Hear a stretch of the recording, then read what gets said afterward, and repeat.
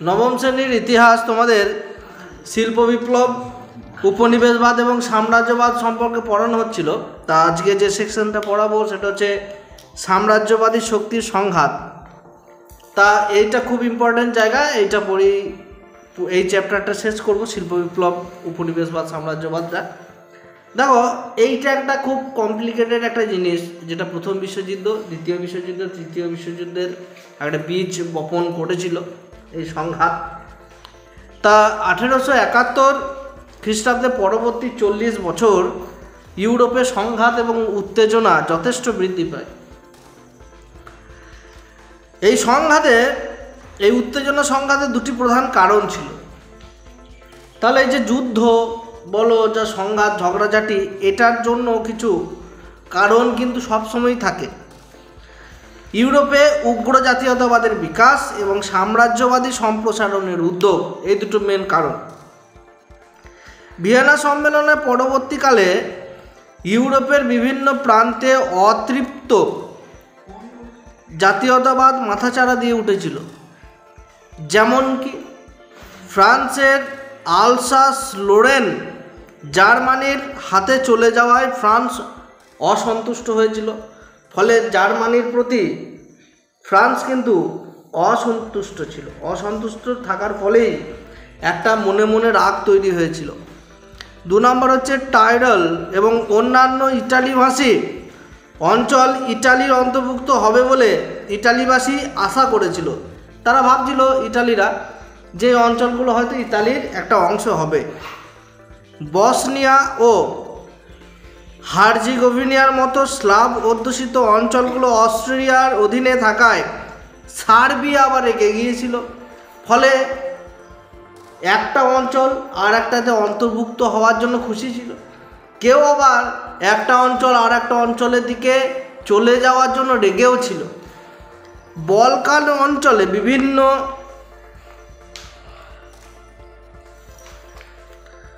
জাতি স্বাধীনতার দাবিতে সাম্রাজ্যবাদী কার্যকলাপ শুরু করে। বলকান লীগ এবং তুরস্কের মধ্যে 1912 খ্রিস্টাব্দে প্রথম বলকান যুদ্ধ। তাহলে বলকান যুদ্ধ কবে হয়েছিল গো? 1912 খ্রিস্টাব্দে। আবার 1913 খ্রিস্টাব্দে দ্বিতীয় বলকান যুদ্ধ সংগঠিত হয়। এই বলকান যুদ্ধে পরাজয়ের পর তুরস্ক অত্যন্ত দুর্বল হয়ে পড়ে। এদিকে জার্মানির কাইজার দ্বিতীয় উইলিয়াম সীমাহীন সাম্রাজ্যবাদী কার্যকলাপে ইউরোপের বিভিন্ন দেশ আতঙ্কিত হয়ে পরস্পর বিরোধী জোট গঠন করতে থাকে। ওরা ভাবে যে না, দেশগুলো একা একা থাকলে ধ্বংস হয়ে যাবে, স্বাভাবিক। একের সঙ্গে এক দেশ কিন্তু কি থাকবে, যদি ঐক্যবদ্ধ থাকে, জোড়া থাকে, তাহলে যখনই একটা দেশ বা দুটো দেশ আক্রমণ করতে আসবে, তখন যদি 4-5টা বা 6-7টা দেশ একসঙ্গে থাকে, তাহলে সেটা প্রতিহত করতে সুবিধা হবে। সেই জন্য দুটো ভাগ হয়ে গিয়েছিল, দুটো বিশ্বে, এই গোটা সমগ্র বিশ্ব দুটো ভাগে ভাগ হয়ে যায়। এবং কিছু কিছু দেশ নিউট্রাল ছিল, কোনো দিকেই যায় না, যে তোরাও যুদ্ধ করছিস, তোরা বলকা, আমি নাই কোথাও। কিন্তু এমন হয়, প্রথম বিশ্বযুদ্ধে তারা ছিল না, কিন্তু দ্বিতীয় বিশ্বযুদ্ধে জড়িয়ে যায় ভারতবর্ষ আছে। পরে আমরা জানবো যখন দ্বিতীয় বিশ্বযুদ্ধ সম্পর্কে পড়ব। তাহলে দুটো শক্তি কি হয়, একটা হচ্ছে ত্রিশক্তি মৈত্রী আর একটা হচ্ছে ত্রিশক্তি আঁতাত। এই দুটো ভালোভাবে পড়বে, এখান থেকে হয় টিকা পড়বে, শর্ট কোশ্চেন পড়বে, নাহলে 2 নম্বর 4 মার্কসের এগুলো পড়তে পারে। হেভি ইম্পর্ট্যান্ট একটা জায়গা রয়েছে, এটা জানি। প্রথম বিশ্বযুদ্ধের পূর্বে ইউরোপের বৃহৎ শক্তিগুলি পরস্পর বিরোধী দুটি শক্তি জোটে বিভক্ত হয়ে পড়ে। জার্মানির চ্যান্সেলর, মানে জার্মানির যিনি প্রধানমন্ত্রী ছিলেন, বিসমার্কের উদ্যোগে গড়ে ওঠে ত্রিশক্তি মৈত্রী। তাহলে ত্রিশক্তি মৈত্রী কার উদ্যোগে গড়ে উঠেছিল? জার্মানির চ্যান্সেলর বা প্রধানমন্ত্রী নাম কি? বিসমার্কের উদ্যোগে গড়ে উঠেছিল ত্রিশক্তি মৈত্রী। এই জোটের অন্য 2 প্রধান সদস্য ছিল কি? অস্ট্রিয়া এবং ইটালি। এটা মনে রাখবে। তাহলে ত্রিশক্তির মধ্যে কারা কারা ছিল গো? ত্রিশক্তি মৈত্রীর মধ্যে জার্মানি, অস্ট্রেলিয়া নয়, অস্ট্রিয়া এবং ইটালি। হ্যাঁ, অস্ট্রিয়া এবং ইটালি, জার্মানি, অস্ট্রিয়া এবং ইটালি মূলত ঔপনিবেশিক স্বার্থ রক্ষার কারণেই এই জোট গড়ে ওঠে। তবে বিশ্বযুদ্ধ শুরু হবার 1 বছরের মধ্যে ইতালি ত্রিশক্তি জোট ছেড়ে চলে যায়। ইতালি বলছে থাকবো না, তোর বুঝে করবার। অন্যদিকে জার্মানির কাইজার দ্বিতীয় উইলিয়ামের আগ্রাসী উপনিবেশবাদ নীতি এবং নৌশক্তি বৃদ্ধিতে আতঙ্কিত হয়ে ফ্রান্স রাশিয়া 1994 খ্রিস্টাব্দে ফ্রাঙ্কো রুশ চুক্তি স্বাক্ষর করে। তাহলে ফ্রাঙ্কো রুশ চুক্তি যেটা হয়েছিল সেটা 1894 খ্রিস্টাব্দে ছিল কার মধ্যে? ফ্রান্স এবং রাশিয়ার মধ্যে, এটা মনে রাখবে। এইভাবে জার্মান আগ্রাসনের আশঙ্কা থেকে ইংল্যান্ড এবং ফ্রান্সের মধ্যে 1904 খ্রিস্টাব্দে ইঙ্গো ফরাসি চুক্তি স্বাক্ষরিত হয়। পূর্বোক্ত এই চুক্তির পরিপ্রেক্ষিতে 1907 খ্রিস্টাব্দে স্বাক্ষরিত হয় ইঙ্গো রুশ চুক্তি। অনেকগুলো চুক্তি কিন্তু তারা করেছিল যেন জার্মানি তাদের উপরে অ্যাটাক না করে, আগ্রাসন না করতে পারে। কার কার মধ্যে হয়েছিল গো? ফ্রান্স এবং রাশিয়া। বেশ, এইভাবে ওই দলে কারা কারা আছে? ইংল্যান্ড, ফ্রান্স এবং রাশিয়ার মধ্যে ত্রিশক্তি আঁতাত তৈরি হয়েছিল। আঁতাত মানে বন্ধুত্ব। তাহলে ত্রিশক্তি আঁতাতের মধ্যে কে কে ছিল মনে রাখবে? একটা ছিল ফ্রান্স, রাশিয়া এবং ইংল্যান্ড। আর ত্রিশক্তি মৈত্রীর মধ্যে কারা ছিল? ত্রিশক্তি মৈত্রীর মধ্যে ছিল অস্ট্রিয়া, ইটালি এবং জার্মানি।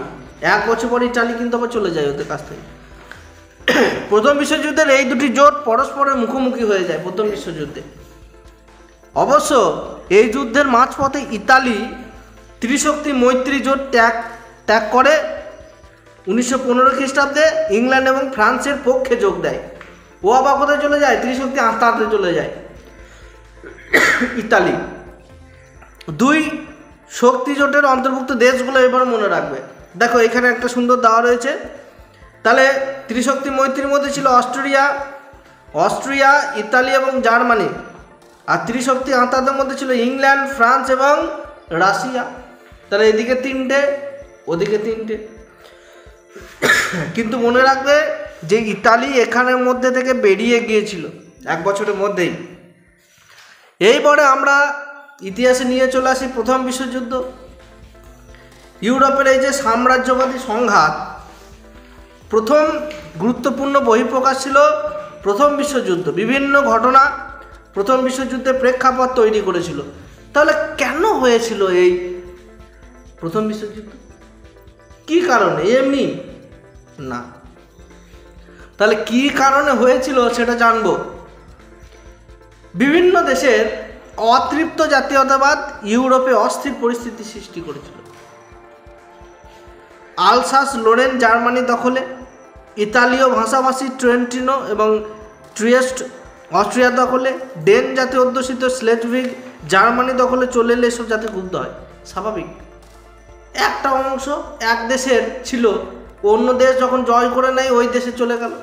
ফলে কি হয়? ওইখানকার যে জনজাতিগুলো ছিল তারা বলছে না, আমরা এই দেশে থাকবই না। ফলে তারা ভেতরে ভেতরে যুদ্ধ ঘোষণা করে দেয়। আর ওদেরকে সাপোর্ট করার জন্য ওই যে দেশের অংশ ছিল ওই ভূখণ্ডটা, সেই দেশ সাপোর্ট করে। ফলে দেশের সঙ্গে এই দেশ লেগে যায় যুদ্ধ করতে।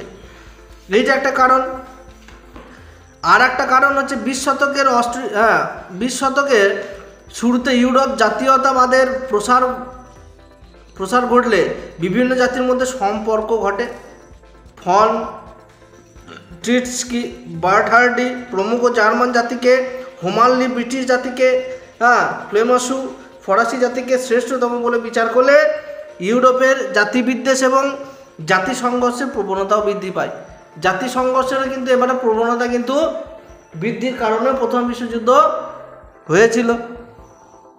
তারপরে শিল্প বিপ্লবের ফলে ইউরোপের বিভিন্ন দেশের মধ্যে বাণিজ্যিক এবং একটা ঔপনিবেশিক প্রতিদ্বন্দ্বিতাও কিন্তু তীব্রতর হয়েছিল।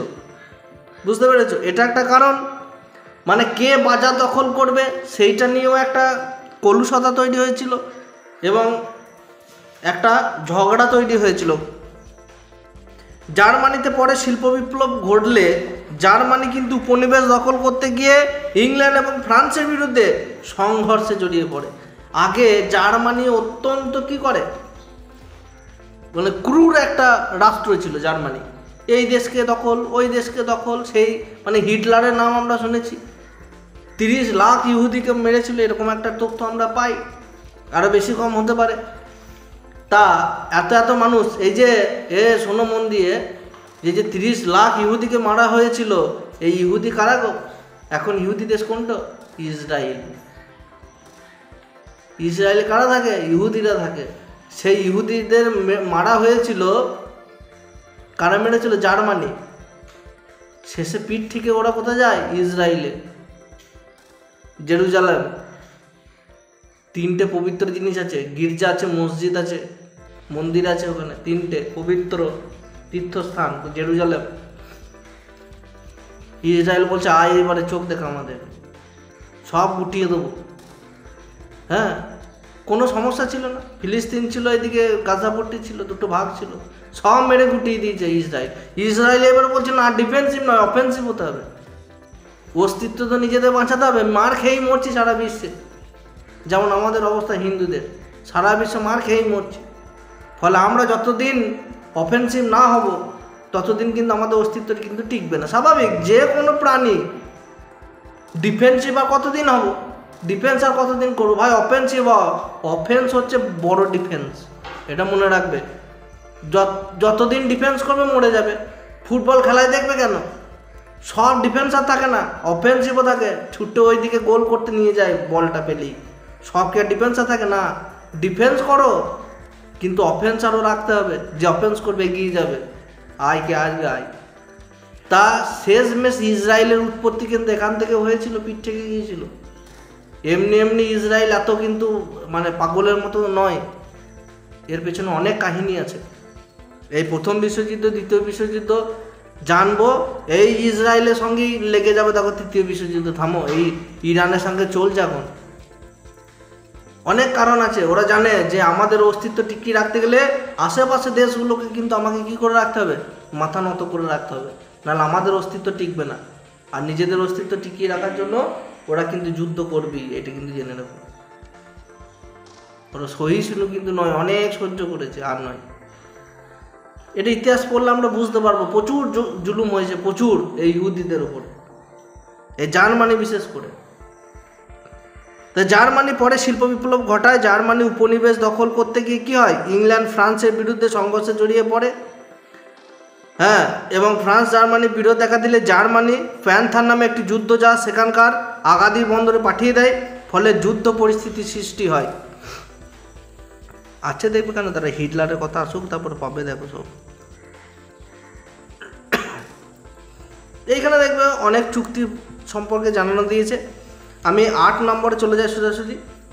সাব জাতি অধ্যুষিত বসনিয়া এবং হার্জেগোভিনা নামক স্বশাসিত 2টি রাজ্যে অস্ট্রিয়া হঠাৎ দখল করে নিলে অস্ট্রিয়ার বিরুদ্ধে সার্বিয়ার একটি গুপ্ত সমিতি গড়ে ওঠে।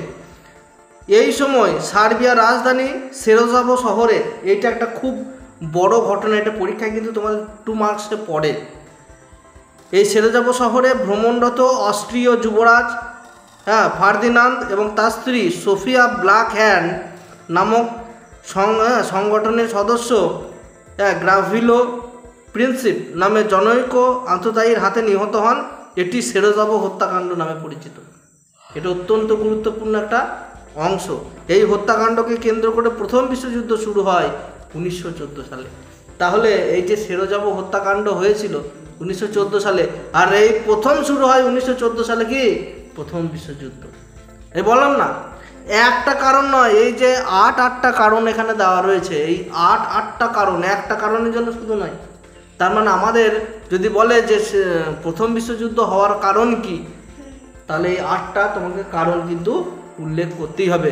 তার মধ্যে অন্যতম হচ্ছে এই সেরাজোভো হত্যাকাণ্ড, এটা মনে রাখবে। বেশ, এরপর দেখো এইখানে একটা জিনিস,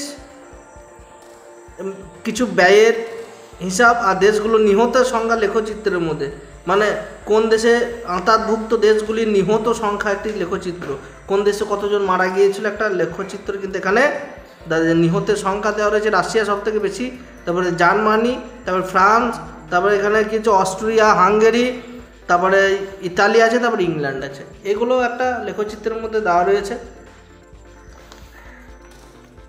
এই যে তোমাদের ডিটেলসে সেরোজাবো হত্যাকাণ্ডতে দেওয়া রয়েছে, আমি একটু বলি কারণ এটা পরীক্ষা যেহেতু পড়ে সেহেতু এটা কিন্তু করে রাখতে হবে। অস্ট্রিয়া 1914 খ্রিস্টাব্দে সার্ব জাতি অধ্যুষিত বসনিয়া এবং হার্জেগোভিনা দখল করে নিলে সার্ব জাতি অত্যন্ত ক্ষুব্ধ হয়। তারা মুক্ত হওয়ার জন্য বিংশ শতকের শুরুতে বসনিয়ার বহু গোপন সাম্রাজ্যবাদী গুপ্ত সমিতি গড়ে তুলেছিল। এই রকম একটি গুপ্ত সমিতি হচ্ছে ব্ল্যাক হ্যান্ড, কালো হাত। অস্ট্রিয়ার যুবরাজ ফার্দিনান্দ এবং তার স্ত্রী সোফিয়া বসনিয়ার রাজধানী সেরোজাবো পরিদর্শনে এলে এই ব্ল্যাক হ্যান্ড সংস্থার জনৈক সদস্যের হাতে নিহত হন। অস্ট্রিয়া এই কাজের জন্য সার্বিয়াকে দায়ী করে ও 48 ঘন্টার মধ্যে কতগুলি শর্ত পূরণের দাবি এক চরমপত্র পাঠায়।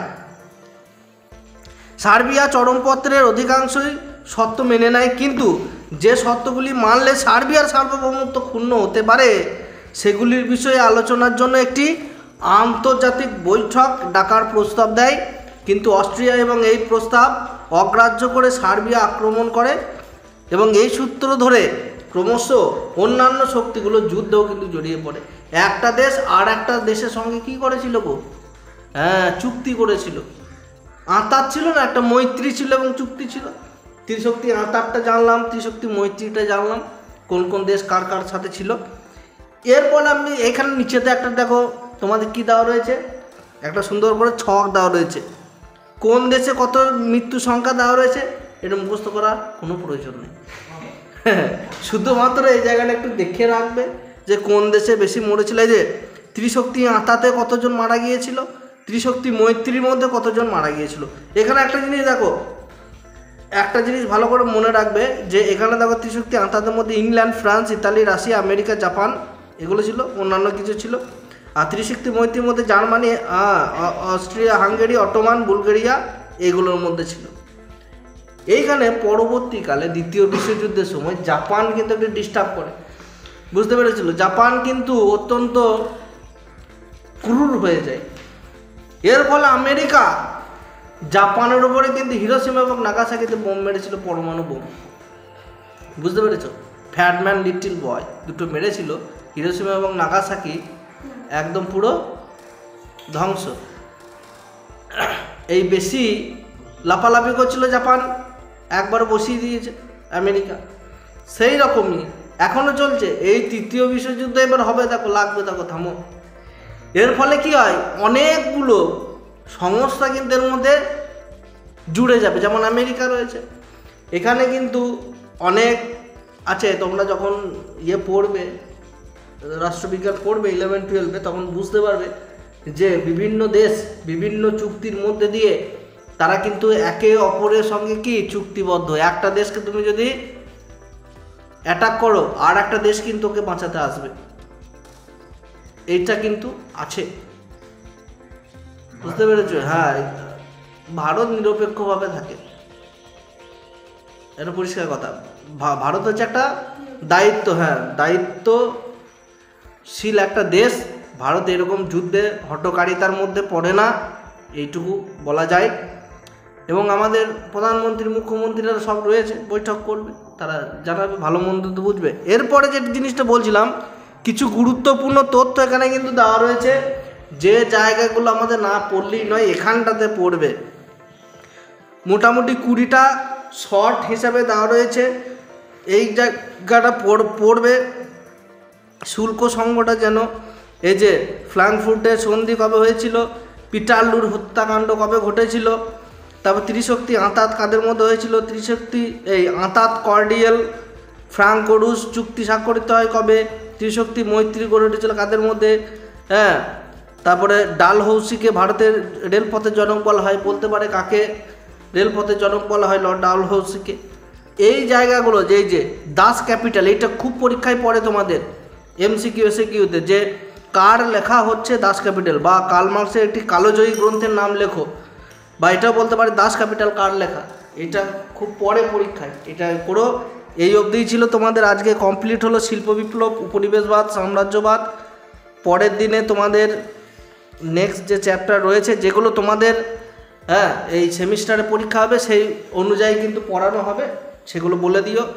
এই বিংশ শতকে ইউরোপ এটা হবে তো এবারে, তাহলে এটা পড়াবো পরের ক্লাসে। আজকে এই অবধি ছিল। যারা চ্যানেলে নতুন রয়েছে অবশ্যই চ্যানেলটিকে সাবস্ক্রাইব করো। ভিডিওটি দেখার জন্য অসংখ্য ধন্যবাদ। পছন্দ হলে একটি লাইক করে দিও। চলো ভিডিওটা এখানে শেষ করছি।